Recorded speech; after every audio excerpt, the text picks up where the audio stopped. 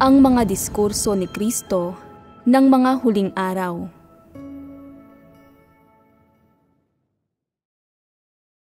Paano matukoy ang kalikasang diwa ni Pablo? Matagal-tagal na rin kayong nagbahaginan tungkol sa seksyon ng mga salita ng Diyos na pinamagatang ang tagumpay o kabiguan ay depende sa landas na tinatahak ng tao. Anong mga isyu ang tinatalakay nito at anong mga katotohanan ang may kinalaman rito? May kinalaman ito sa landas na tinatahak ng tao bilang mananampalataya. Pangunahing umiikot ang naturang paksa sa mga landas na tinahak ni na Pedro at Pablo. Tama ba ako? Matapos magbahaginan ng napakatagal na panahon, sigurado akong may natutunan na kayo mula rito. Marahil ay maraming bagay. Dapat ninyong ibuod ang mahalagang punto ng mga sermon na napakinggan ninyo sa panahong ito at pagkatapos ay pag-uri-uriin ang mga pangunahing himaymay nito at dumanas ng ayon sa ganitong paraan ng pag-iisip at sa mahahalagang bagay at himaymay na binuod ninyo. Tutulungan kayo nito kung paano danasin ang gawain ng Diyos, kung paano gampanan ng maayos ang inyong tungkulin, at kung paano magpatotoo ng mabuti sa tunay na buhay.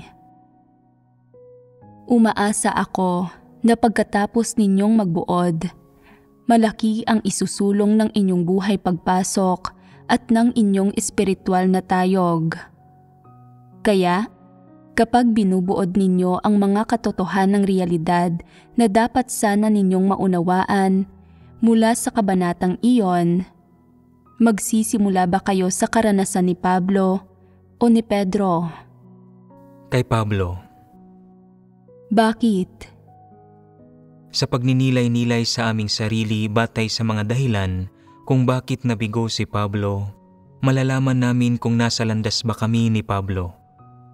Pagkatapos ay titingnan namin kung nasa anong uri ba ng landas si Pedro para magkaroon kami ng isang layon at direksyon na hahangarin. Ang totoo, ganoon dapat.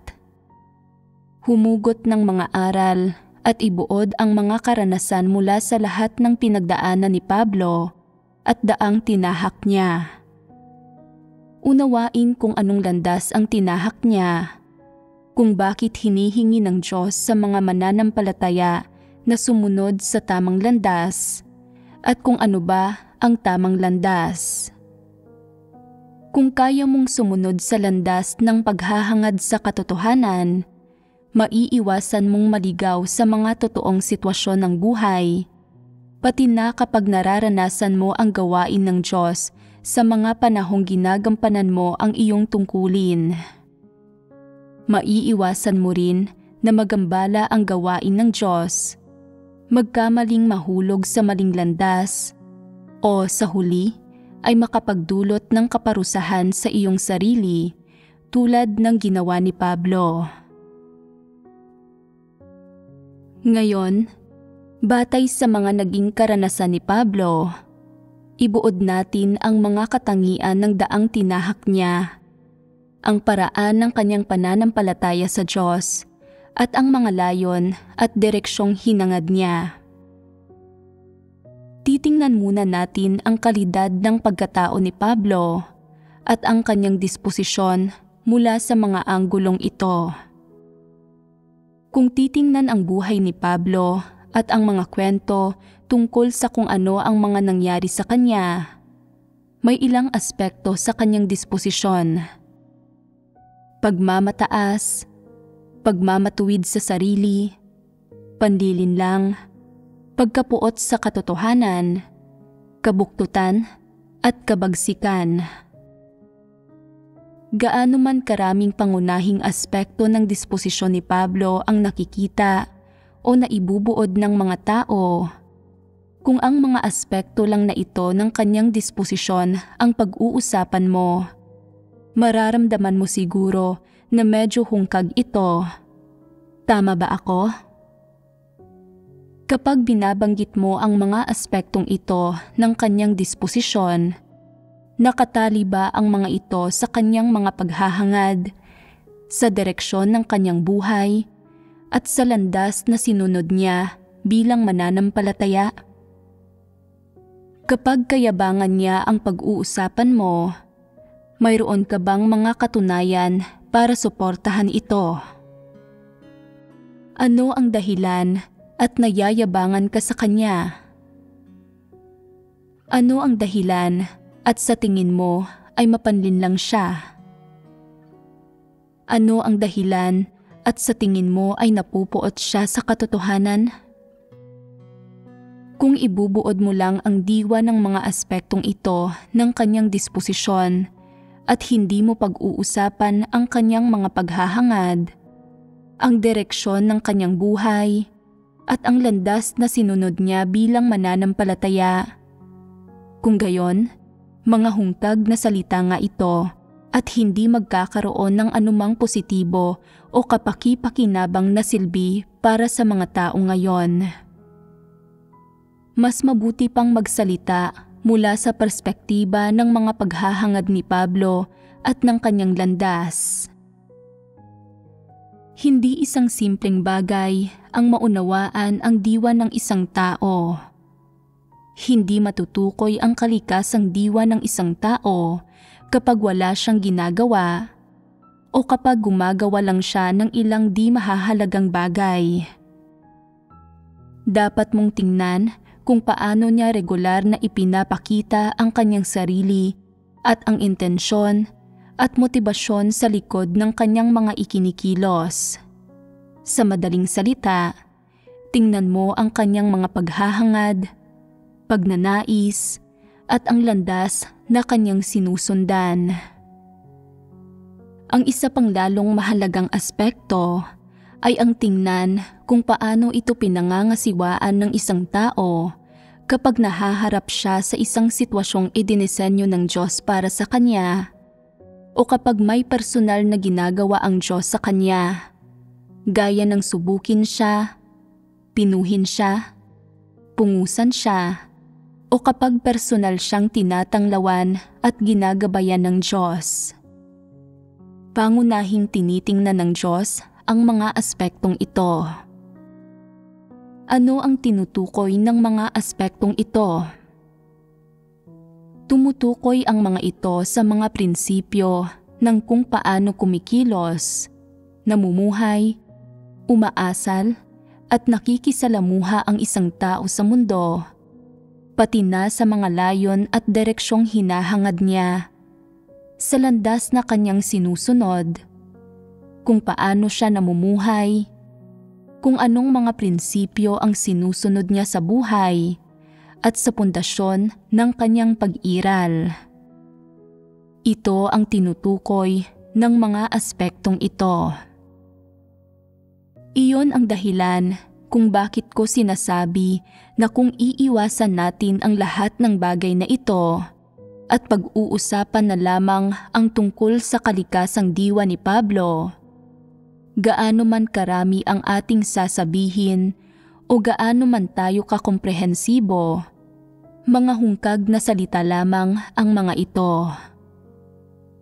Kung gusto nating tingnan ang diwa ni Pablo mula sa bawat aspekto ng kanyang pagkatao at tulungan ang mga tao ngayon, o bigyan sila ng isang salamin kung saan nila makikita ang kanilang sarili, dapat muna nating ibuod ang landas na sinundan ni Pablo, ang mga layong hinangad niya, ang pundasyon ng kanyang pag-iral, at ang saloobin niya sa Diyos.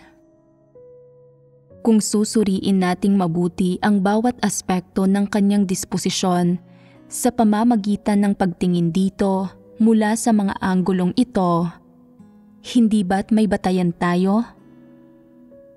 Ang pagbabahagi at pagbubuod sa ganitong paraan ay para bahagyang makita ninyo ng mas malinaw si Pablo, pero higit sa lahat, para kapag humarap ang mga tao ngayon sa pagliligtas at kataas-taasang kapangyarihan ng Diyos, malalaman nila kung paano harapin ito at kung paano nila dapat hangarin ang katotohanan upang maiwasan nilang sumunod sa mga yapak ni Pablo at maiwasang maparusahan kagaya niya. Ito ang pinakamabisang pamamaraan. Kapag tiningnan ninyo ang iba't ibang paraan kung paano ipinresenta ni Pablo ang kanyang sarili, dapat ay makita ninyo ang kanyang kalikasang diwa at ganap na makapaghinuha na mali ang direksyon, mga layon, ang pinagmulan at motibasyon ng kanyang mga paghahangad, at na ang mga bagay na ito ay naghihimagsik at lumalaban sa Diyos, hindi nakalulugod sa Kanya at kinamumuhian ng Diyos. Ano ang unang pangunahing paraan ng pagpresenta ni Pablo sa kanyang sarili? Nagpakapagod at nagtrabaho siya kapalit ng isang korona.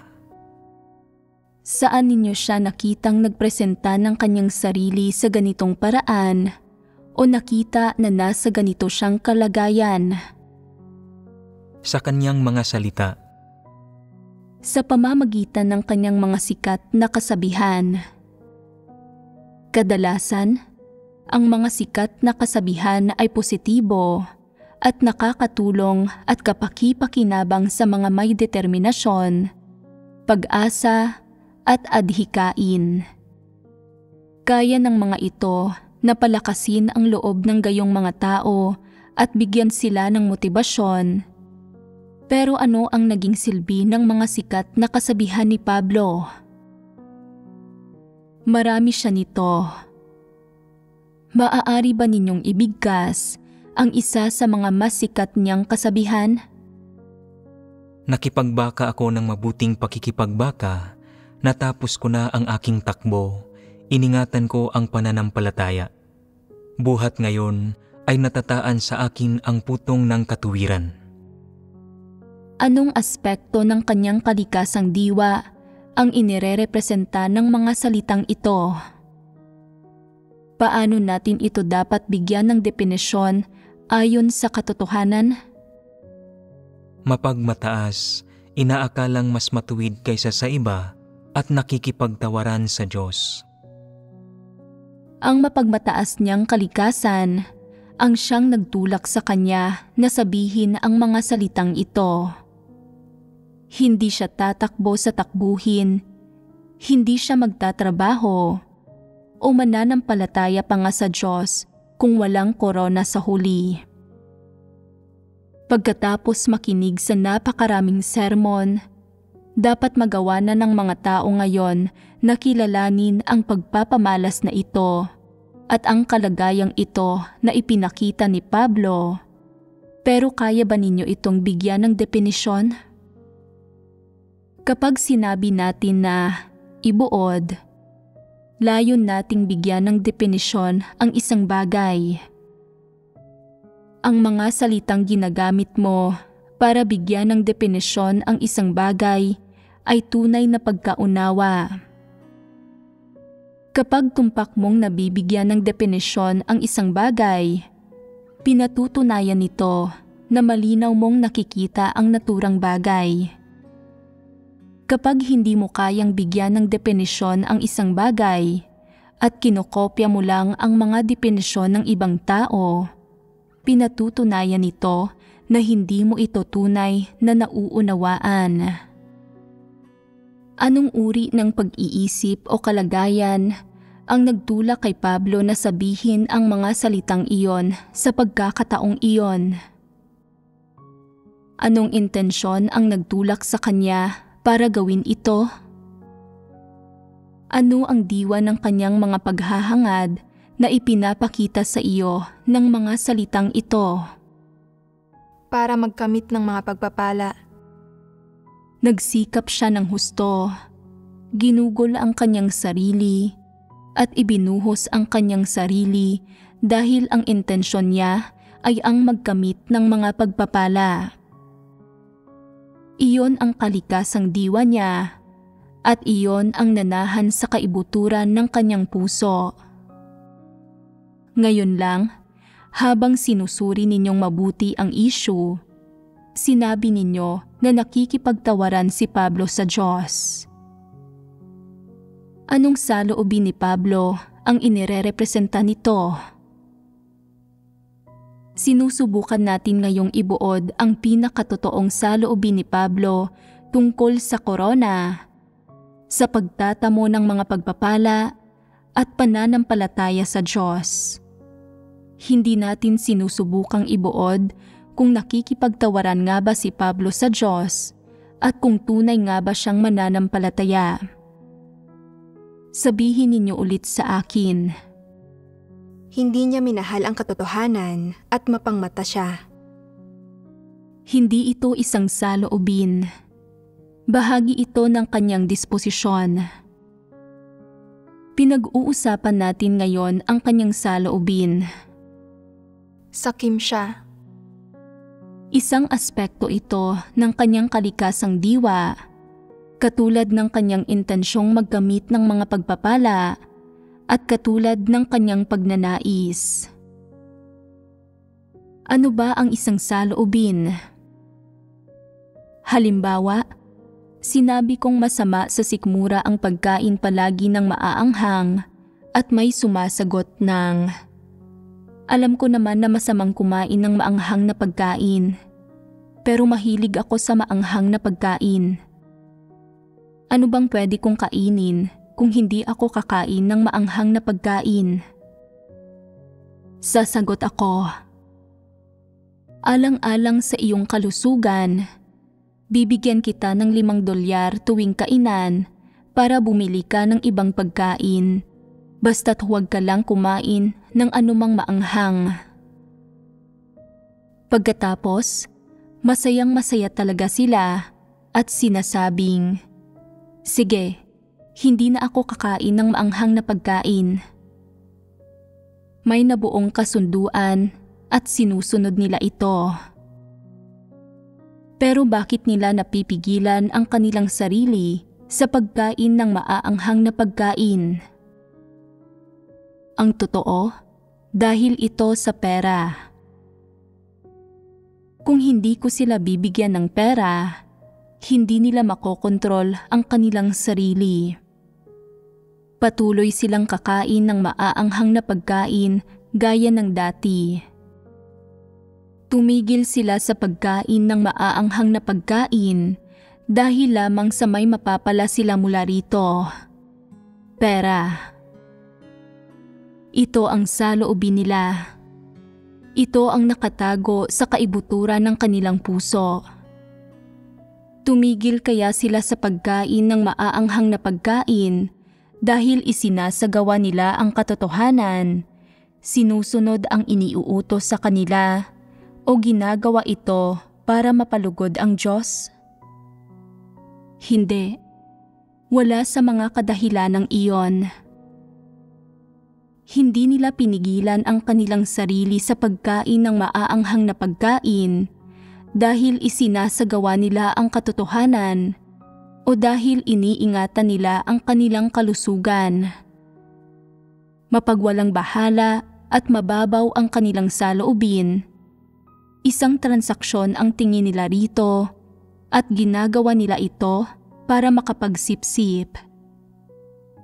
Kung hindi nila makakamit ang kanilang layunin at hindi matatanggap ang pera, babalik sila sa pagkain ng kung anuman ang gusto nila at maaaring mas marami pa nga ang kakainin nila kaysa dati.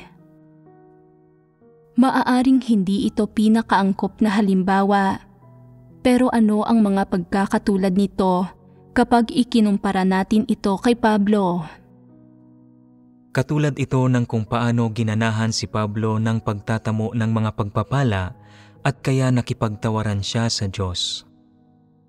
Itinuring ni Pablo ang pakikipaglaban ng mabuting laban, pagtakbo sa takbuhin, pagtatrabaho, pagugol ng sarili, at maging ang pagdidilig sa iglesia bilang mga alas na magagamit niya kapalit ng korona ng katuwiran at bilang mga landas patungo rito.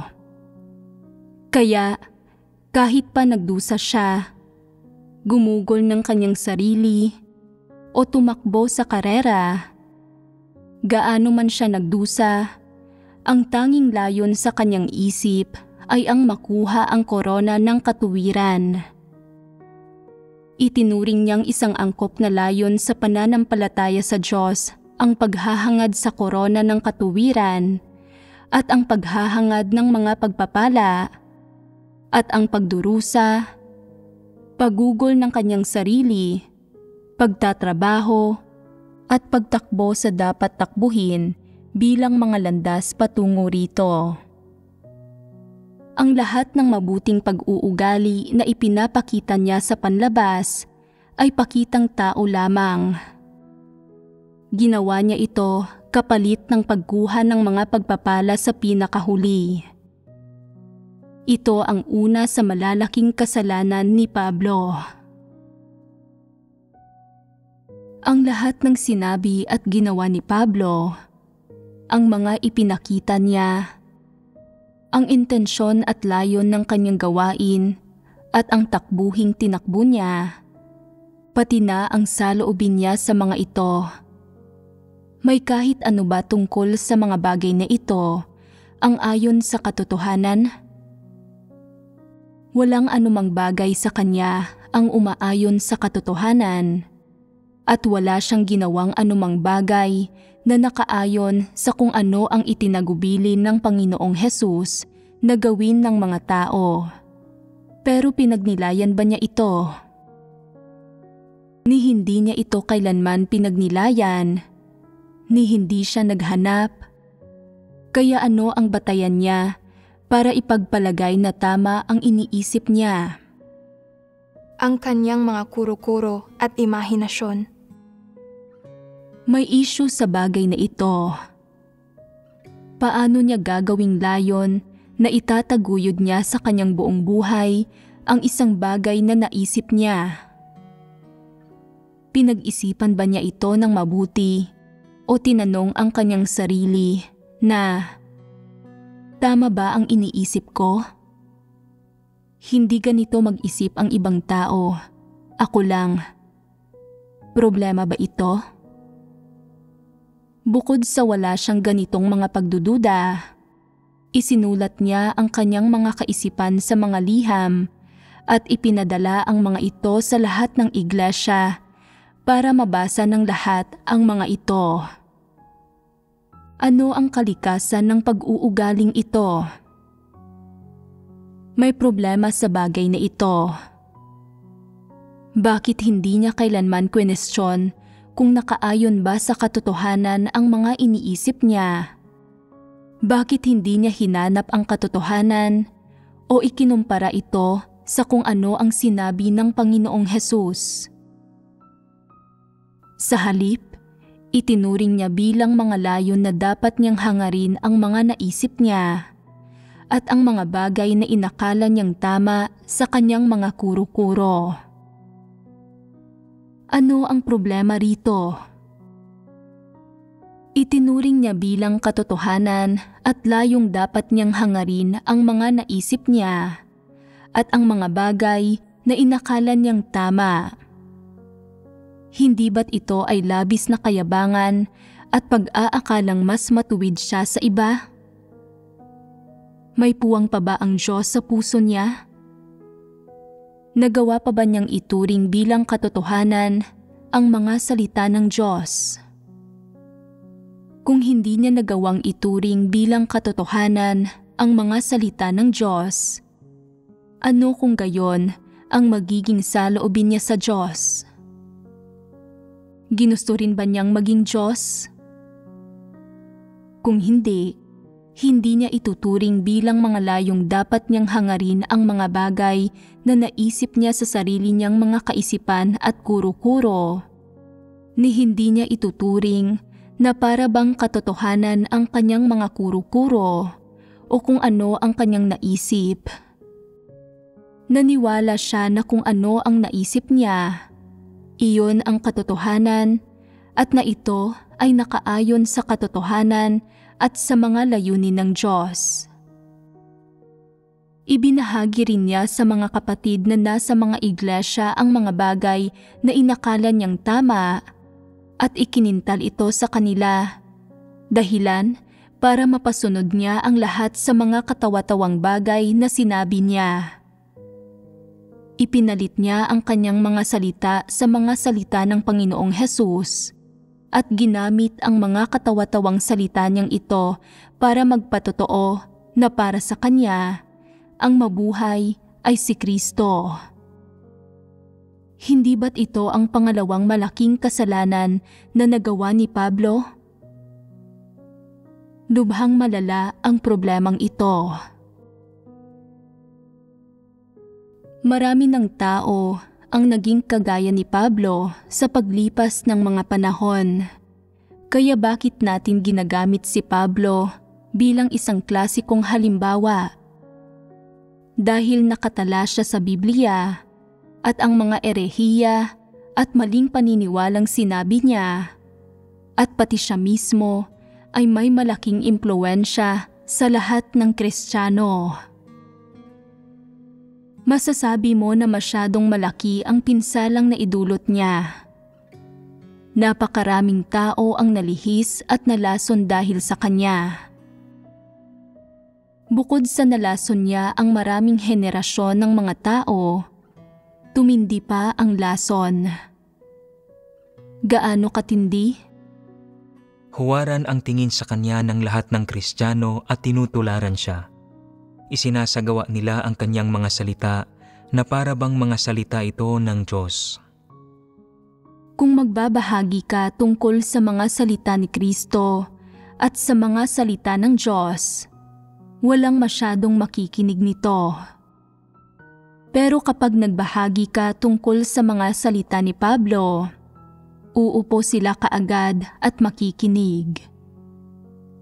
Ano ang ibig sabihin nito? Kapag itinuturing ng mga tao si Pablo na parang si Kristo, napalitan na niya ang Panginoong Hesukristo sa kanilang puso. Hindi ba tanda ito ng isang napakalaking kasalanan? Si Pablo ang pinakamalaking antikristo sa kasaysayan. Halatang halata ang intensyon ng kanyang mga salita. Malinaw na ipinapakita ang kanyang mga layon at katusuhan. Lubhang tuso at makamandag ang kanyang diwa. Malubhang problema ang kalikasan nito. Iyon ang dahilan kung bakit kinailangan ko itong banggitin at suriing mabuti. Kung hindi ko iyon ginawa, patuloy na malilihis ang mga tao dahil sa kanya.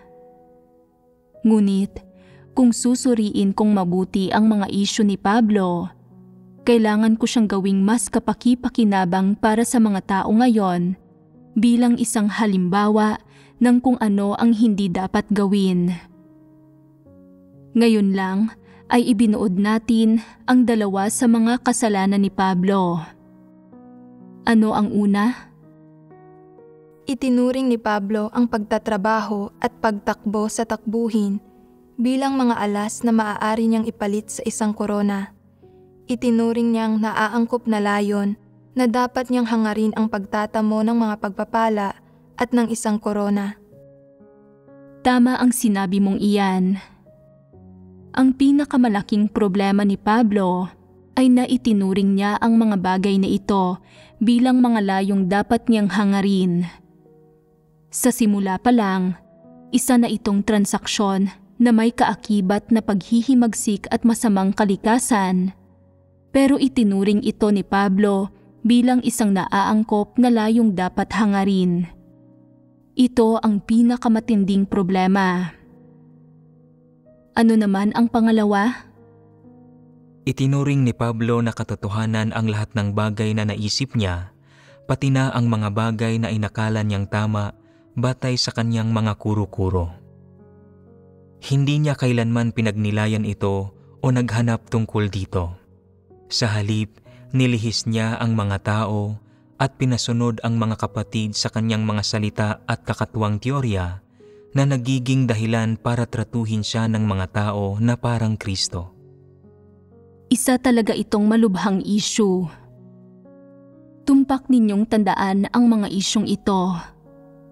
Pagkatapos nating ibuod ang mga ito, dapat ninyong ikumpara ang inyong sarili sa mga ito. Kapag may tinatalakay tayong paksa, dapat muna nating pag-usapan ang partikular na aspektong iyon ng katotohanan at pagkatapos ay gumawa tayo ng mga paghahambing.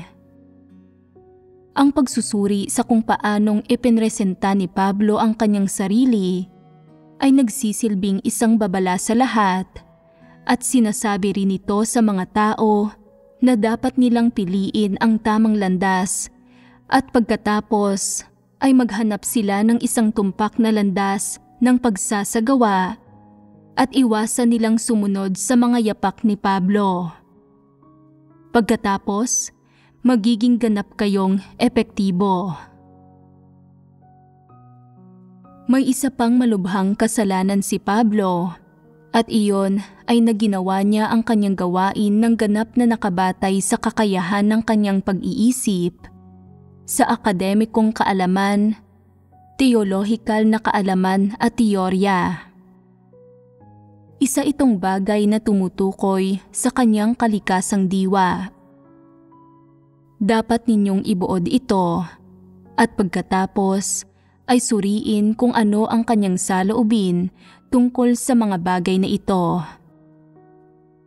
Isa itong napakahalaga at importanteng kasalanan at bagay na dapat maunawaan ng mga tao. Pagnilayan ninyo sandali kung alin sa mga pagpapamalas ni Pablo ang may kaugnayan sa kasalanang ito. Tingnan kung ano ang kanyang kalikasang diwa sa pamamagitan ng mga pagpapamalas na ito at bumuo kayo ng malinaw na larawan kung ano ang pinahalagahan niya sa kanyang kaloob-looban at kung ano ang mga layon niya. Ang kanyang intensyon at mga layon ay ang ugat kung bakit napunta siya sa maling landas. Ito ang mga pinakamahalagang bagay na dapat mong maunawaan ng malinaw. Anong mga kaloob ang mayroon si Pablo? May mahusay na pagkaunawa si Pablo sa maraming kaalaman sa Biblia mula sa kapanahunan ng kautusan. Lumang tipan lamang ang mayroon noong panahong iyon. Pamilyar si Pablo sa mga kasulatang ito at napakarami niyang nalalaman tungkol sa mga bagay na ito tulad ng mga teolohikal na guro, pastor, mangangaral at mga pari sa panahon ngayon. Baka mas malawak pa nga ang kanyang teolohikal na kaalaman kaysa sa kanila, pero natutunan niya ito matapos siyang isilang sa mundo. Ano ang taglay-taglay ni Pablo mula pagkasilang? Ang kanyang likas na mga abilidad. Si Pablo ay likas na matalino, mahusay magsalita, mahusay magpahayag ng kanyang sarili, at hindi siya takot tumayo sa harapan ng maraming tao. Pagtuunan natin ngayon ang pag-uusap tungkol sa mga likas na abilidad, kaloob, katalinuhan, kakayahan, pati na sa kaalamang natutunan niya sa buong buhay niya. Ano ang ibig sabihin ng katunayang mahusay siyang magsalita? Sa anong paraan niya ipinakita at ipinresenta ang kanyang sarili? Mahilig siyang magpaligoy-ligoy tungkol sa matatayog na teorya. Palagi siyang nagsasalita tungkol sa malalim na espiritual na doktrina, sa mga teorya at kaalaman, at tungkol sa mga sikat niyang teksto at kasabihan na madalas banggitin ng mga tao.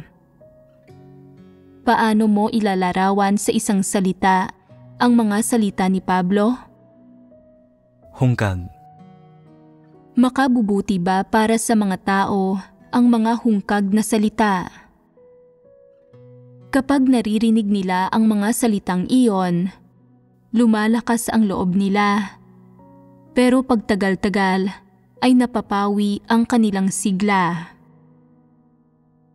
Ang mga bagay na sinabi ni Pablo ay malabo at hindi tunay. Mga bagay na hindi mo talaga mailalahad sa mga konkretong salita. Sa mga teoryang sinabi niya, wala kang mahahanap na anumang landas sa pagsasagawa o direksyon ng pagsasagawa. Wala kang mahahanap na anumang bagay na tumpak mong magagamit sa totoong buhay. Mga teorya man ito o mga pundasyon, walang magagamit sa totoong buhay. Iyon ang dahilan kung bakit sinasabi kong mga hungkag at impraktikal na salita ang mga sinasabi niyang mga teoryang panrelihiyon at espiritual na doktrina.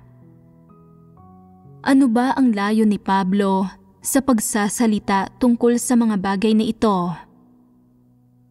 Sinasabi ng ilang tao na palagi niyang pinag-uusapan ang mga bagay na ito dahil gusto niyang makahikayat pa ng maraming tao at para igalang at tingalain siya ng mga ito. Ginusto niyang palitan ang Panginoong Hesus at makuha ang loob ng mas maraming tao para pagpalain siya. Ito ba ang paksang gusto nating pag-usapan ngayon? Lubhang normal lang para sa isang taong hindi napungusan, hindi nahatulan o nakastigo, hindi dumaan sa mga pagsubok o pagpipino. May mga kaloob na katulad ng sa kanya at may kalikasang diwa ng isang antikristo na magpakitang gilas kagaya nito at umasal gaya ng ginawa niya. Kaya hindi na natin susuriing mabuti ang tungkol sa bagay na ito. Ano ang susuriin natin ng mabuti? Ang diwa ng problema niyang ito, ang ugat na dahilan at motibo sa likod ng paggawa niya ng mga bagay na ito, at kung ano ang nag-udyok sa kanya na kumilos ng ganito. Ituring man ng mga tao ngayon ang lahat ng bagay na sinabi niya bilang doktrina, mga teorya, teolohikal na kaalaman, mga likas na kaloob, o sarili niyang interpretasyon ng mga bagay-bagay. Sa pangkalahatan, ang pinakamalaking problema ni Pablo ay naitinuring niyang katotohanan ang mga bagay-bagay na nagmula sa kalooban ng tao. Iyon ang dahilan kung bakit malakas ang loob niyang gamitin ang mga teolohikal na teoryang ito ng desidido, may buong tapang at hayagan para makahikayat ng mga tao at maturuan sila. Ito ang diwa ng problema. Seryosong problema ba ito? Oo. Anong mga bagay ang itinuring niyang katotohanan? Ang mga kaloob niya mula pa nang siya ay ipanganak, pati na ang kaalaman at mga teolohikal na teoryang natutunan niya sa buong buhay niya. Natutunan niya ang mga teolohikal niyang teorya mula sa mga guro, mula sa pagbabasa ng mga kasulatan, at nabuo rin sa kung ano ang kanyang naunawaan at naisip.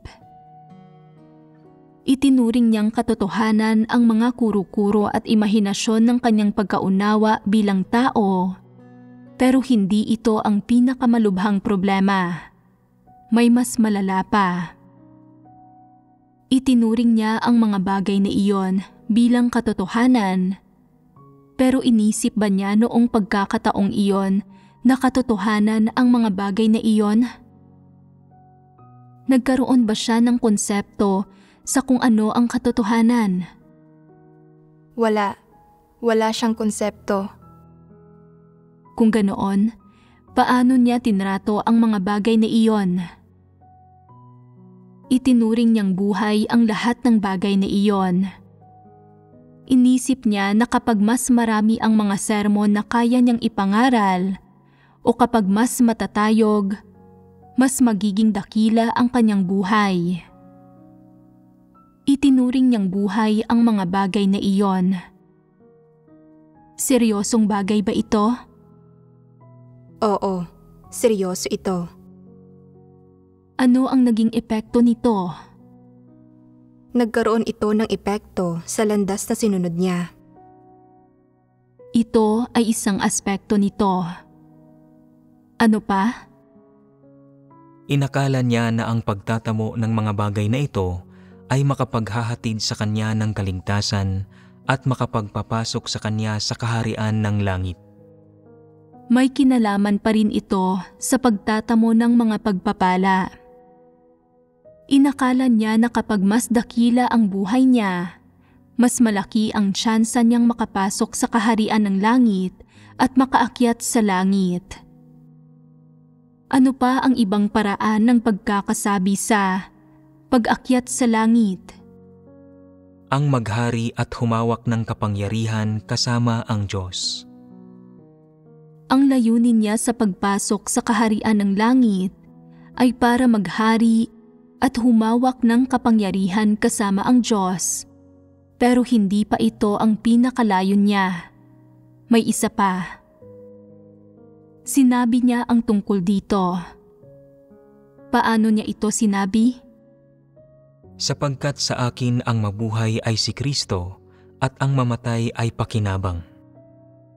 Sinabi niya na para sa kanya ang mabuhay ay si Kristo at ang mamatay ay pakinabang. Ano ba ang ibig sabihin nito? Na magiging Diyos siya pagkamatay niya? Walang hangganan ang kanyang ambisyon. Napakalala na ng kanyang problema. Kaya, malibang suriin natin ang kaso ni Pablo? Hindi. Hindi niya dapat itinuring ang kanyang mga kaloob at ang kaalamang natutunan niya bilang buhay. Ito ang kanyang pangatlong malaking kasalanan. Makikita mo ang kalikasang diwa ni Pablo sa alinman sa tatlong kasalanang ito. Ang mga katangian ng kanyang kalikasang diwa ay nalalantad sa bawat isa sa mga kasalanan. Walang nakatago o hindi na isama. Na irerepresenta ang kanyang kalikasang diwa sa lahat ng ito. Susunod, titingnan naman natin ang mga pinakakritikal at pinakamalubhang problema ni Pablo na pinakakumakatawan sa kanya. Sa mga liham na isinulat ni Pablo, anong mga salita ang madalas niyang ginamit? Tingnan ninyo kung ano ang sinasabi ng orihinal na teksto ng Biblia at pag-aaralan at susuriin natin ito. Tingnan kung ano talaga ang nasa isip niya at kung bakit kinamuhian at kinapopuotan siya ng Diyos. Bakit naparusahan ang isang katulad ni Pablo na sikat at naging kasangkapan sa gawain ng mga unang iglesia? Paano kinilatis ng Diyos si Pablo sa kanyang isipan? Paano tiningnan ng Diyos si Pablo? Bakit kinilatis ng Diyos si Pablo sa ganitong paraan? At bakit nagtakda ang Diyos ng ganoon? Ano ang pinagbatayan ng Diyos sa huli sa pagtukoy niya kay Pablo at sa pagtakda ng kalalabasan ni Pablo? Ilista ninyo ang lahat ng bagay na ito upang makita ng mga tao ang mga katunayan ng kung paanong nilabanan niya ang Diyos para hindi nila isiping mali ang ginawang pagkondena kay Pablo. Kapag hindi nauunawaan ng mga tao ang katotohanan, mas may tendensiya silang tukuyin ang mga tao batay sa kanilang panlabas na anyo. Ano ang batayan ng mga tao sa pagtukoy sa ibang tao batay sa kanilang panlabas na anyo? Isang bahagi nito ay ang tradisyonal na kultura at ang mga turo ng lipunan. Isa pang bahagi nito ay ang edukasyon sa tahanan, ang mga ideya at konsepto ng itim at puti, at mga ideya at konsepto ng tama at mali. Ang isa pang bahagi ay ang edukasyon sa mga paaralan. Sama-sama, ang mga bagay na ito ay bumubuo ng isang buong satanikong sistema ng edukasyon. Ang kahihinatnan ng pagkintal ni Satanas ng mga bagay na ito sa mga tao ay na tinutukoy ito ng mga tao bilang mabuti o masama, bilang tama o mali ayon sa sarili nilang mga kuro-kuro at kagustuhan. Ano ang batayan ng lahat ng depinisyong ito ng mga tao? Sa katunayan, nakabatay ang mga ito sa mga satanikong teorya at filosofiya. Hindi mula sa Diyos o mula sa katotohanan ang mga batayang ito na mayroon ang mga tao.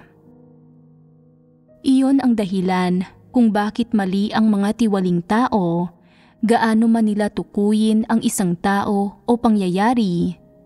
Wala itong kaugnayan sa katotohanan at hindi ito nakaayon sa mga layunin ng Diyos. Wala itong kinalaman sa Diyos o sa kanyang mga salita. Pinagpapasyahan ng Diyos ang mga tao at pangyayari ayon sa kanyang disposisyon at diwa. Ano ang disposisyon at diwa ng Diyos? Ito ay ang katotohanan.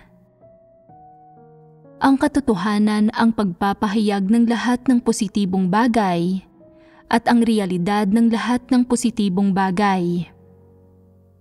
Ang Diyos ang nagtatakda sa lahat ng bagay na umiiral at sa lahat ng tao, pangyayari at bagay na nahaharap ng mga tao alinsunod sa katotohanan. Ibinabatay ng Diyos ang mga pagtakda niya ukol sa mga tao ayon sa kanilang kalikasang diwa, kung ano ang nagpapakilos sa kanila, ang landas na kanilang tinatahak, at ang saloobin nila tungkol sa mga positibong bagay at sa katotohanan. Ito ang batayan ng mga konklusyon ng Diyos. Naaayon sa katotohanan ang mga pagtakda ng Diyos sa lahat ng bagay. Ano ang batayan ni Satanas sa pagtukoy sa lahat ng bagay? Ang satanikong filosofiya at lohika, nakabaligtaran mismo ng katotohanan. Ginawang tiwali ni Satanas ang buong sangkatauhan. Walang katotohanan ang mga tao, kinakatawan nila si Satanas at binibigyan ito ng anyo. Tinutukoy nila ang lahat ng bagay alinsunod sa mga satanikong filosofiya at lohika. Kaya, anong mga konklusyon ang nabubuo nila kapag tinutukoy ang mga bagay-bagay? Mga konklusyon na kabaligtaran mismo at salungat sa katotohanan. Nahanap na ba ninyo ang mga salitang madalas gamitin ni Pablo sa kanyang mga sulat? Basahin ninyo ang mga ito ng malakas.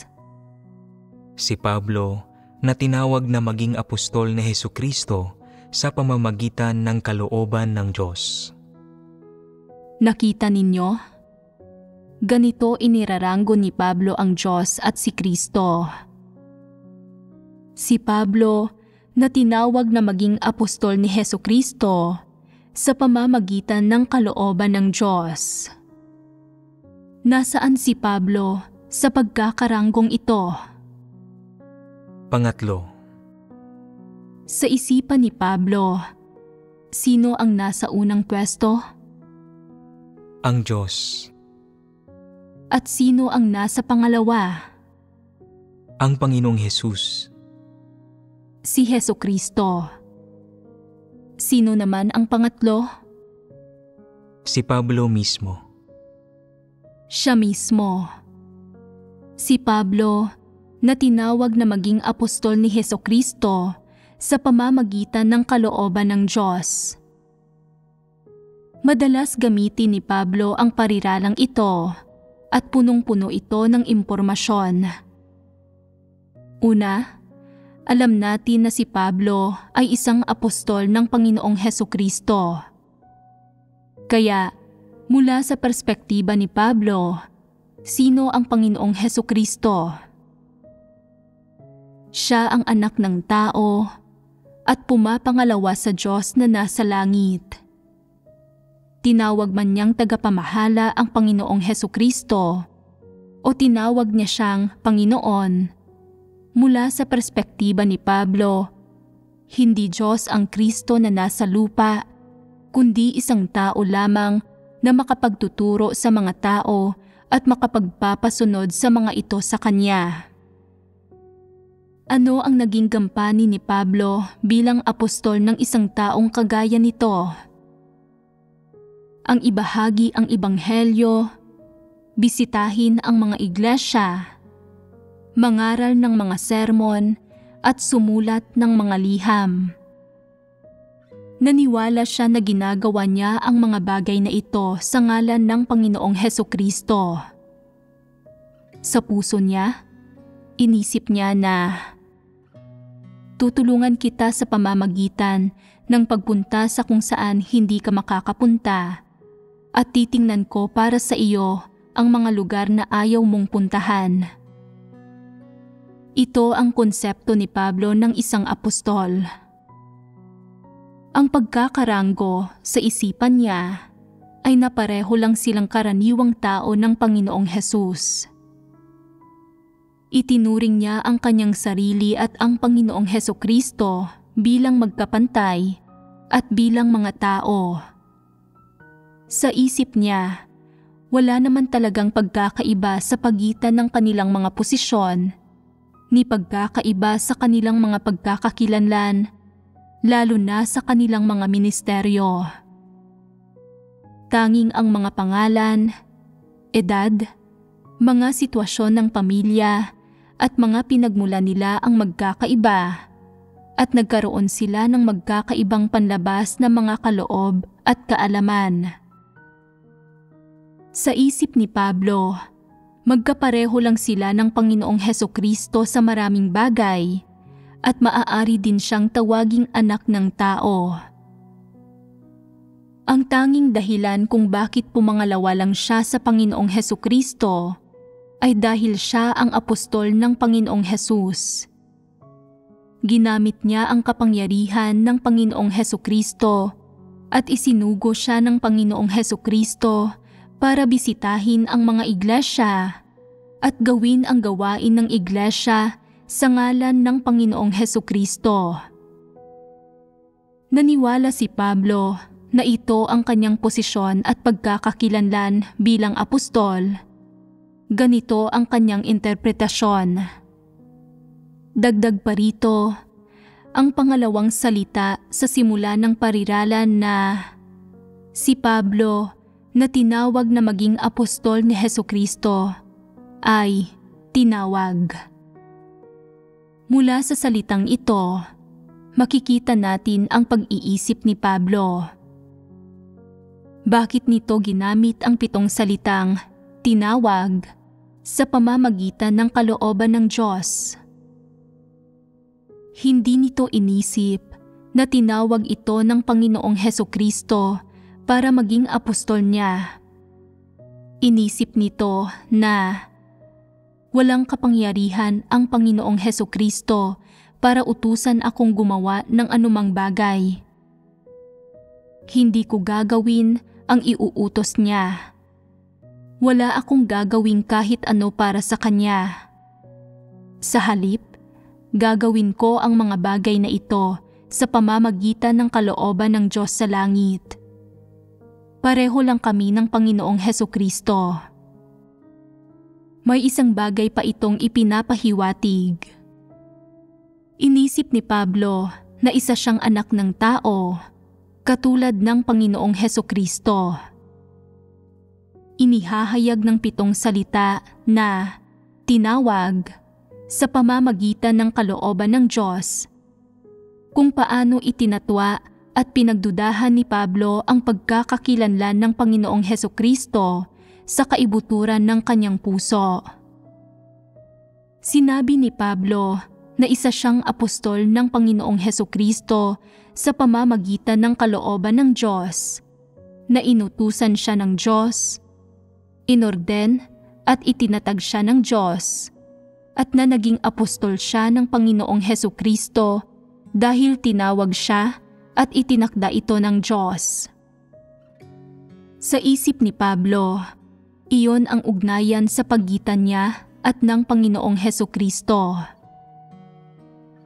Gayunpaman, hindi pa nga ito ang pinakamasamang parte nito. Ano ang pinakamasamang parte? Nainisip ni Pablo na siya ang apostol ng Panginoong Hesukristo sa pamamagitan ng kalooban ng Diyos, hindi ng Panginoong Hesukristo, na hindi ang Panginoong Hesus ang tumawag sa kanya, kundi ang Diyos sa langit ang siyang nag-utos sa kanya na gawin ito. Inisip niya na walang sino man ang may kapangyarihan o mga kwalifikasyon para gawin siyang apostol ng Panginoong Hesukristo, na tanging ang Diyos sa langit ang may ganoong kapangyarihan, at na siya ay direktang ginagabayan ng Diyos sa langit. Kaya, ano ang ipinapahiwatig nito? Ipinapahiwatig nito na sa kaibuturan ng puso ni Pablo, naniwala siya na ang Diyos sa langit ang numero 1 at siya mismo ang pangalawa. Kung gayon, saang posisyon niya inilagay ang Panginoong Hesus? Sa parehong posisyon niya. Ito ang problema. Sa kanyang mga labi, ipinahayag niya na ang Panginoong Hesus ang siyang Kristo, pero hindi niya kinilala na ang diwa ni Kristo ay sa Diyos. Hindi niya naunawaan ang ugnayan sa pagitan ng Kristo at ng Diyos. Ang walang pagkaunawang ito ang nagdulot ng ganoon kalubhang problema. Sa anong paraan ito naging malubha? Hindi niya inamin na ang Panginoong Hesus ang Diyos na nagkatawang tao. Itinatwa niya ang Panginoong Hesus. Oo, malubha nga iyon. Itinatwa niya na ang Panginoong Hesukristo ay ang Diyos na naging tao, na ang Panginoong Hesus ang laman ng Diyos nang bumaba siya mula sa langit patungo sa lupa, at na ang Panginoong Hesus ang Diyos na nagkatawang tao. Hindi ba't ipinapahiwatig nito na itinatwa ni Pablo ang pag-iral ng Diyos sa lupa? Oo, ganoon nga. Kung itinatwa niya ang pag-iral ng Diyos sa lupa, magagawa ba niyang kilalanin ang mga salita ng Panginoong Hesus? Hindi niya magagawa. Kung hindi niya kinilala ang mga salita ng Panginoong Hesus, kaya ba niya itong tanggapin? Hindi niya kaya. Hindi niya tinanggap ang mga salita, pagtuturo, o ang pagkakakilanlan ng Panginoong Hesukristo. Kaya, magagawa ba niyang tanggapin ang gawain ng Panginoong Hesukristo? Hindi niya magagawa. Hindi niya tinanggap ang gawaing ginawa ng Panginoong Hesukristo o ang katunayan na ang Panginoong Hesukristo ay Diyos, pero hindi pa ito ang pinakamasamang parte. Ano ang pinakamasamang parte? 2,000 taon na ang nakararaan, pumarito ang Panginoong Hesus sa lupa para gawin ang pinakamalaking gawain sa lahat. Ang gawain ng pagtubos sa kapanahunan ng biyaya, kung saan nagkatawang tao siya at naging wangis ng makasalanang laman, at ipinako siya sa krus bilang handog para sa kasalanan para sa buong sangkatauhan. Malaking gawain ba ito? Gawain ito ng pagtubos sa buong sangkatauhan, at ang Diyos mismo ang may gawa nito. Pero mariing itinatwa ito ni Pablo. Itinanggi niya na ang Diyos mismo ang may gawa ng gawain ng pagtubos na ginawa ng Panginoong Hesus. Itinatanggi nito ang katunayan na naisakatuparan na ng Diyos ang gawain ng pagtubos. Malubhang problema ba ito?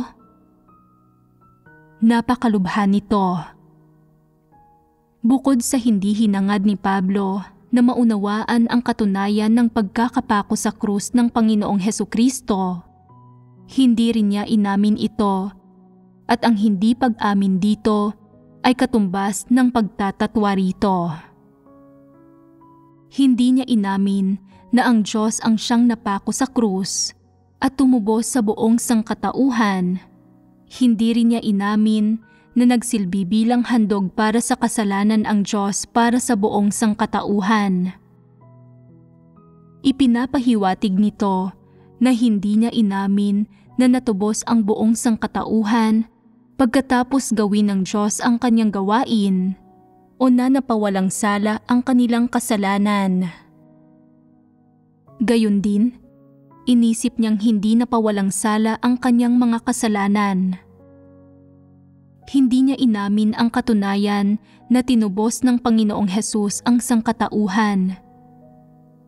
Sa kanyang pananaw, nabura na ang lahat ng iyon. Ito ang pinakamalubhang issue. Ngayon lang, nabanggit ko na si Pablo ang pinakamatinding antikristo sa nakalipas na 2,000 taon. Naihayag na ang katunayang ito. Kung hindi na itala ang mga katunayang ito sa Biblia at sinabi ng Diyos na sinuway ni Pablo ang Diyos at isa itong antikristo, paniniwalaan ba ito ng mga tao? Talagang hindi nila ito paniniwalaan. Buti na lang at nakatala sa Biblia ang mga sulat ni Pablo at mayroon ditong matibay na patunay sa mga sulat na iyon. Dahil kung hindi, walang magpapatunay sa mga sinasabi ko at maaaring hindi ninyo ito tanggapin. Ngayon, kapag pinag-uusapan at binabasa natin ang mga salita ni Pablo, paano tiningnan ni Pablo ang lahat ng bagay na sinabi ng Panginoong Hesus? Inisip niya na hindi kapantay ang mga bagay na sinabi ng Panginoong Hesus sa kahit isa sa mga sariling doktrinang panrelihiyon ni Pablo. Kaya, matapos lisanin ng Panginoong Hesus ang mundong ito, bagamat ipinalaganap ni Pablo ang Ebanghelyo, gumawa, nangaral, at nagpastol ng mga iglesia, hindi niya kailanman ipinangaral ang mga salita ng Panginoong Hesus, lalo namang hindi niya isinagawa o naranasan ang mga ito. Sa halip, ipinangaral niya ang sarili niyang pagkaunawa tungkol sa lumang tipan na hindi na napapanahon at mga hungkag na salita. Sa nakalipas na 2,000 taon, iyong mga nananampalataya sa Panginoon ay nananampalataya alinsunod sa Biblia at ang lahat ng tinatanggap nila ay mga hungkag na teorya ni Pablo. Bilang resulta, na malaging walang kaalam-alam ang mga tao sa loob ng 2,000 taon. Kung sasabihin mo sa isang grupo ng mga relihiyosong tao ngayon na mali si Pablo, magpoprotesta sila at hindi nila ito tatanggapin dahil tinitingala nilang lahat si Pablo. Si Pablo ang kanilang idolo at amang nagtatag, at sila naman ang mga mabuting anak at inapo ni Pablo. Gaano kalubha silang nalihis? Nasa parehong panig na sila ni Pablo sa pagkontra sa Diyos. Pareho ng kay Pablo ang kanilang mga pananaw, magkapareho ang kalikasang diwa, at magkapareho ang pamamaraan ng paghahangad. tuluyan na silang nahalintulad kay Pablo. Ito ang ika-4 na malaking kasalanan ni Pablo. Itinatwa niya ang pagkakakilanlan ng Panginoong Hesukristo at itinatwa niya ang gawaing ginawa ng Diyos sa kapanahunan ng biyaya pagkatapos ng kapanahunan ng kautusan. Ito ang pinakamalubhang bagay. Ang isa pang malubhang bagay ay naitinuring niyang kapantay ang kanyang sarili sa Panginoong Hesukristo.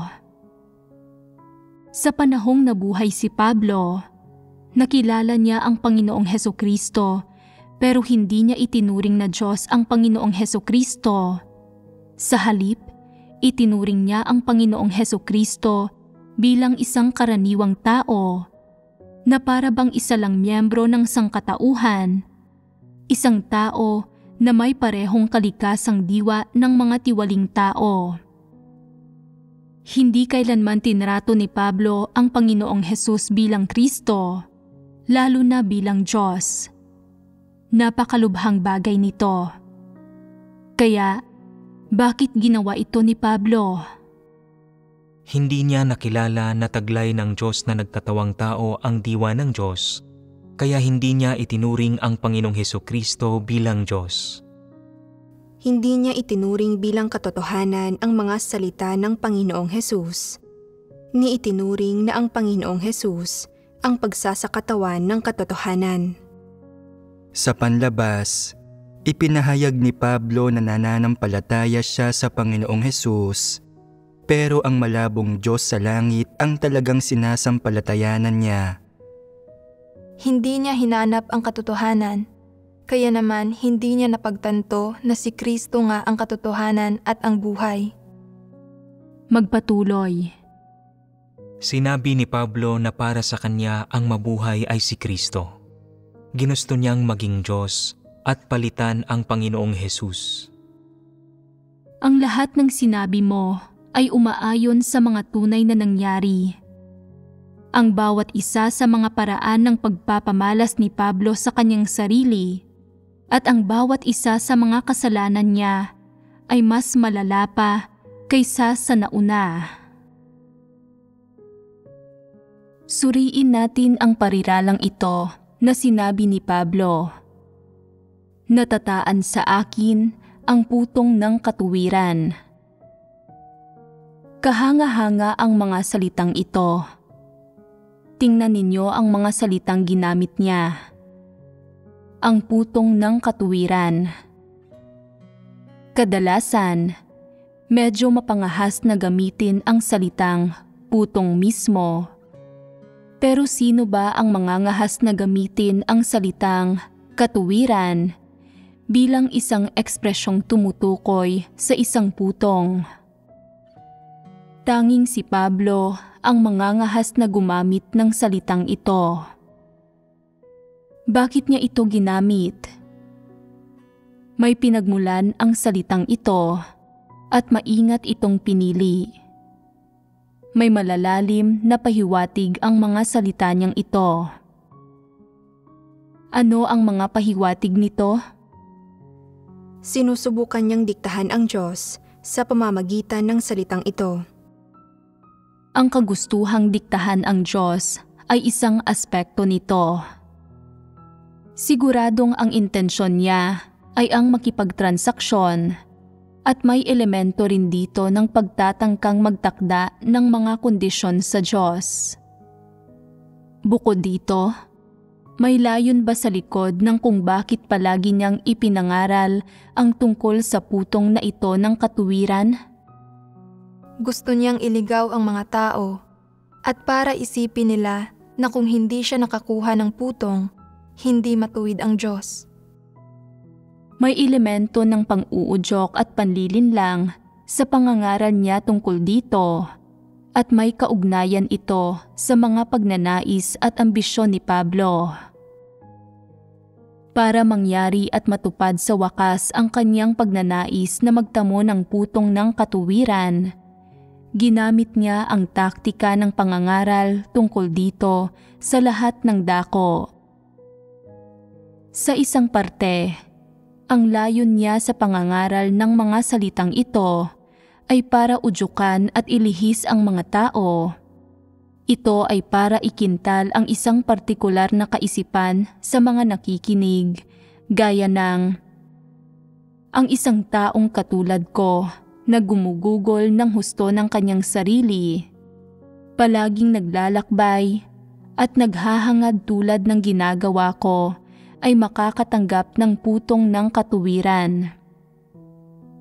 Pagkatapos makinig dito, natural na naramdaman ng mga tao na matuwid lamang ang Diyos kung nakatanggap ng putong ang isang taong kagaya ni Pablo.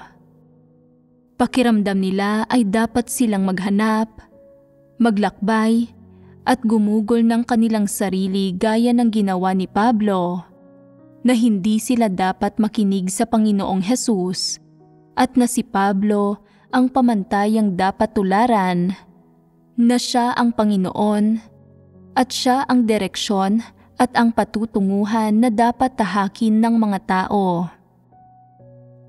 Inakala rin nila na kung gagawin ng mga tao ang mga bagay-bagay gaya ng paraan ng paggawa ni Pablo, matatamo nila ang ganoon ding putong, kalalabasan at hantungan gaya ni Pablo. Sa isang banda, inuudyukan at nililihis ni Pablo ang mga tao. Sa kabilang banda naman, mayroon siyang napakasamang layon. Sa kaibuturan ng kanyang puso, inisip niya na kung dahil sa hindi inaasahang pangyayari ay hindi ako nakakuha ng putong, kung saan sariling imahinasyon at ilusyon ko lang pala ito, mangangahulugan ito na ang lahat ng nananampalataya kay Kristo, kasama na ako, ay naligaw sa kanilang pananalig. Mangangahulugan ito na walang Diyos sa lupa at itatatwa ko rin ang pag-iral mo sa langit, Diyos ko, at wala kang magagawa tungkol dito. Ang nais niyang ipahiwatig ay, kung hindi ko makukuha ang putong na ito, hindi ka lamang itatatwa ng mga kapatid, kundi pipigilan kita sa pagkamit sa mga taong naudyukan ko at nakakaalam ng mga salitang ito. Pipigilan ko rin silang makamit ka at kasabay nito, itatatwa ko ang iyong pag-iral bilang Diyos sa langit. Hindi ka matuwid. Kung ako, si Pablo, ay hindi makakakuha ng putong, walang ibang dapat na makakakuha nito. Ito ang napakasamang bahagi ng pagkatao ni Pablo. Hindi ba't ito ang ugali ng isang antikristo? Ito ang ugali ng isang antikristong demonyo. Inuudyukan, nililigaw, at inaakit ang mga tao, at hayagang lumilikha ng pag-aalsa laban sa Diyos at kinokontra siya. Sa kaibuturan ng kanyang puso, inisip ni Pablo na kung hindi ako makakakuha ng putong, hindi matuwid ang Diyos. Kung makakakuha ako ng putong, saka lamang ito magiging isang putong ng katuwiran at saka lamang tunay na magiging matuwid ang pagiging matuwid ng Diyos. Ito ang pinagmulan ng kanyang putong ng katuwiran. Ano ang ginagawa niya sa pamamagitan nito? Hayagan niyang inuudyukan at nililigaw ang mga taong sumusunod sa Diyos. Kasabay nito, ginagamit niya ang mga pamamaraang ito para hayagang mag-alsa at kumontra sa Diyos. Sa madaling salita, may pag-aalsa sa kanyang pag-uugali. Ano ang kalikasan nito? Sa panlabas, tila magalang at wasto naman ang mga salitang ginamit ni Pablo at tila wala namang mali sa mga ito. Sino ba ang hindi mananampalataya sa Diyos para makakuha ng putong ng katuwiran at pagpalain? Kahit ang mga taong walang kakayahan ay nananampalataya sa Diyos kahit papaano para makapasok sa langit. Magiging masaya na sila kahit pagwalisin pa sila ng mga kalsada o pagbantayin ng pintuan doon. Ang pagkakaroon ng ganitong intensyon at layunin sa pananampalataya ng isang tao sa Diyos ay maituturing na wasto at kauna-unawa. Subalit hindi lang iyon ang layunin ni Pablo. Nagsikap siya ng husto, gumugol ng maraming lakas, at lumikha ng maraming usap-usapan pagdating sa pangangaral niya tungkol sa kanyang putong ng katuwiran. Inilantad ng mga bagay na sinabi ni Pablo ang kanyang mapaminsalang kalikasan, pati na ang mga nakatago at masasamang bagay na nasa loob niya. Noong panahong iyon, naging sikat na sikat si Pablo at maraming tao ang umidolo sa kanya. Nagpunta siya kung saan-saan na ipinapangaral ang mga teorya at ang tila mga importanteng ideyang ito, ang kanyang mga kuro-kuro at imahinasyon, pati na ang mga bagay na kanyang natutunan sa kanyang mga pag-aaral at ang mga bagay na kanyang nahinuha gamit ang kanyang isipan. Nang ipangaral ni Pablo ang mga bagay na ito sa iba't ibang dako, gaano kalaki ang naging epekto nito sa mga tao noon at gaano katindi ang naging pinsala at laso nito sa kaibuturan ng kanilang puso. Gaano rin kalaki ang naging epekto nito sa mga susunod na henerasyon ng mga taong natuto ng mga bagay na ito mula sa kanyang mga sulat. Hindi na maaalis ng mga taong nakabasa ng kanyang mga salita ang mga bagay na ito kahit gaano pa katagal nilang subukan. Masyado nang malalim ang pagkakalason sa kanila. Gaano kalalim? Isang penomena ang lumitaw na tinatawag na epektong Pablo.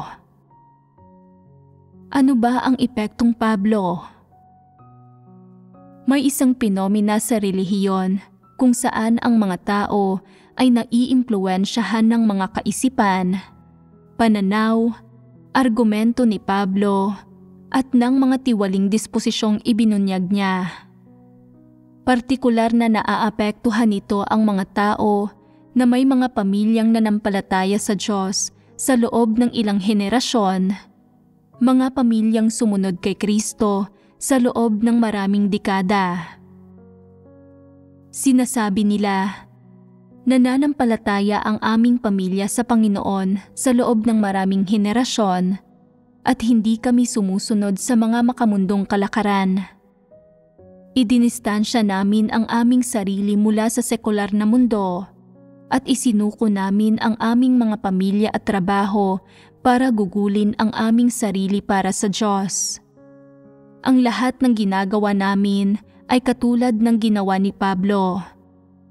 Kung hindi kami makakatanggap ng mga putong o makakapasok sa langit, may dapat kaming pag-uusapan ng Diyos pagdating niya. Hindi ba't may ganitong argumento ang mga tao? Oo. At medyo makabuluhan ang kalakarang ito. Saan galing ang kalakarang ito? Ito ang nakamamatay na epekto ng tumor na itinanim ni Pablo.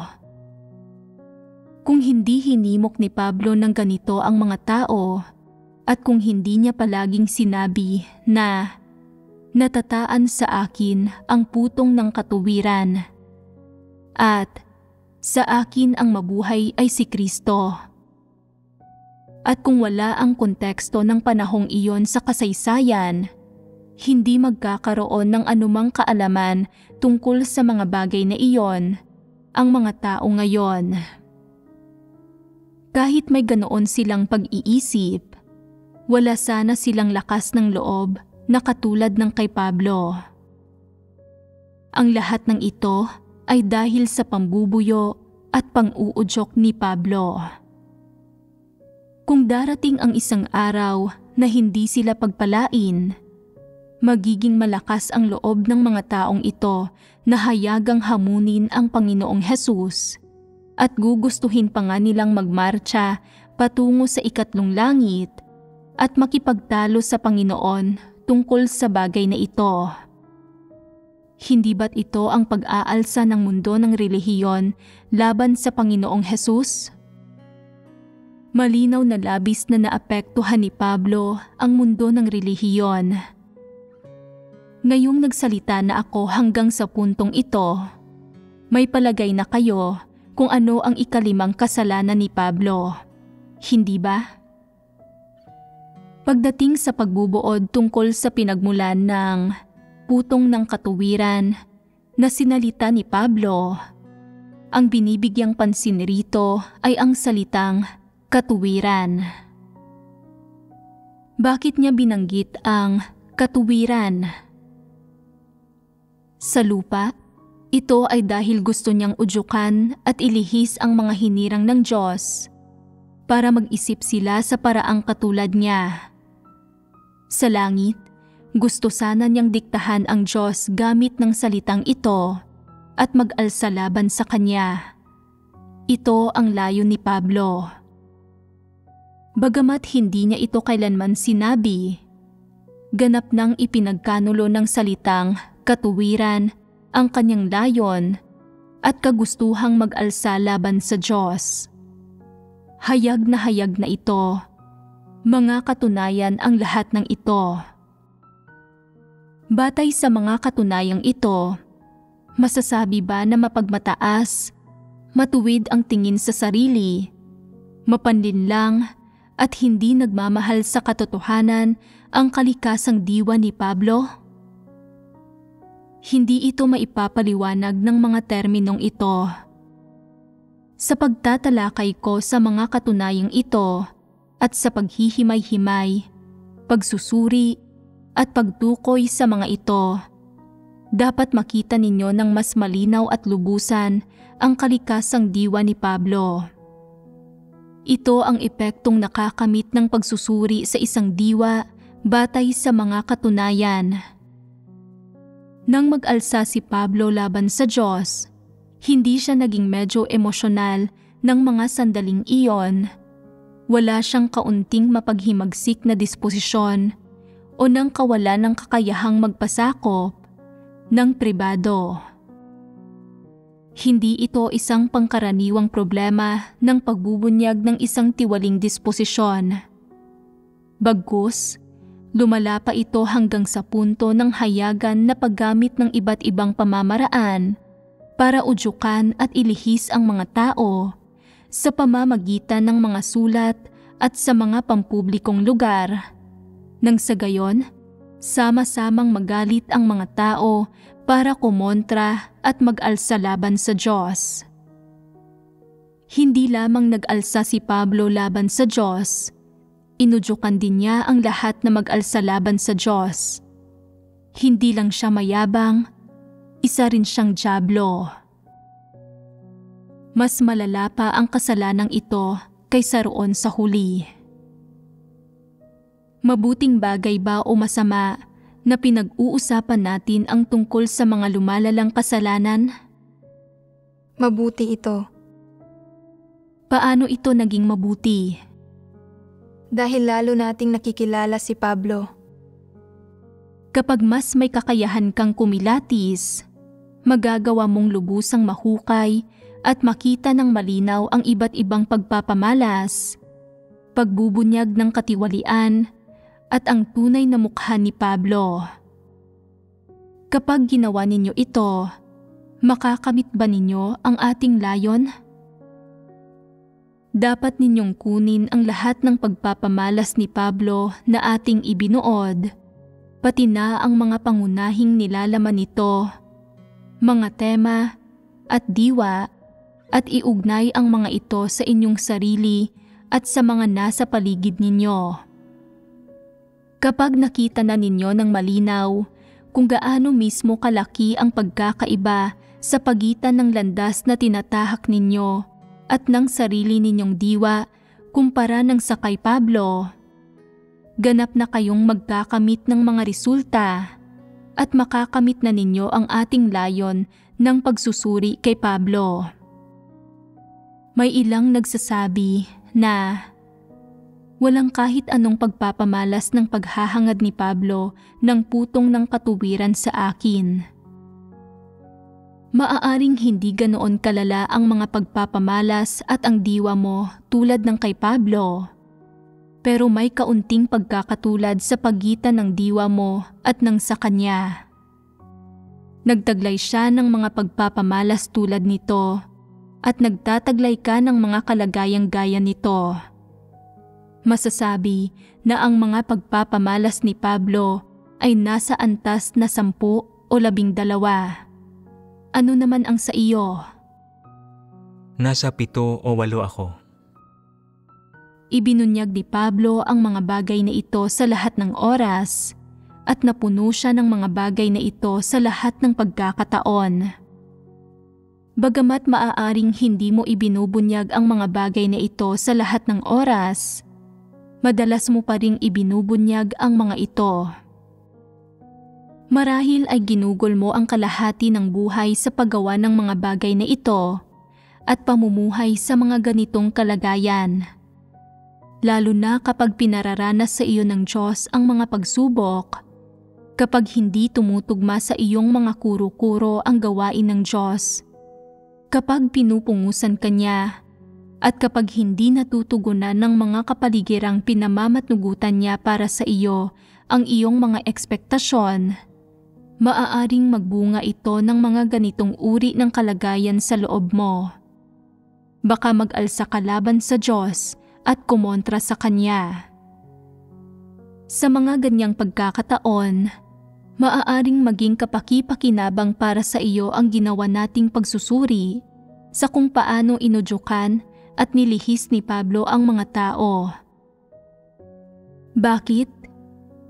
Dahil ngayon, batid na ng iyong isipan kung gaano talaga katindi ang kalikasan ng mga pagpapamalas ni Pablo. Hindi ito mga simpleng pagbubunyag ng mga tiwaling disposisyon, kundi isang maladyablong kalikasang diwa na kumukontra sa Diyos. Kapag lumilitaw ang mga ganitong kalagayan sa iyo, malalaman mo kung gaano kalubha ang problemang ito. Dapat kang bumalik kung gayon, magsisi, at tumalikod sa maling kalagayang ito. Dapat mo itong layuan, dapat mong hanapin ang katotohanan at maghanap ka ng landas ng pagpapasakop sa Diyos. Iyon ang tunay na landas na dapat sundin ng mga tao at ang batas na dapat panghawakan ng mga nilikha. Nakakatulong ang pagbabahaging ito sa mga tao.